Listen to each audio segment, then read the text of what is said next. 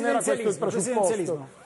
Io credo che le riforme ci vogliano, bisogna affrontarle senza paura e con determinazione. Se è vero che il sistema attuale non ha funzionato, delle riforme vanno fatte. Il Senato, abbiamo detto, guardare a un sistema presidenziale che abbia la possibilità quindi di stare a mettere alla guida chi può guidare la macchina e non invece al contrario andare a mettere chi deve sempre mediare con qualche altro, probabilmente risolve i problemi. L'Italia ha bisogno di soluzioni e fino ad oggi a me sembra che le soluzioni non sono arrivate. Ecco per quale motivo credo che le riforme vadano affrontate e vadano affrontate anche celermente, con saggezza, ma non è detto che le cose fatte in fretta debbano essere fatte per forza male. D'altronde il tempo per aspettare non c'è più e il nostro Paese è al limite. Allora un sistema diverso dal nostro, con una tendenza presidenziale, probabilmente può essere più adeguata a quello che è il momento di crisi del nostro Paese.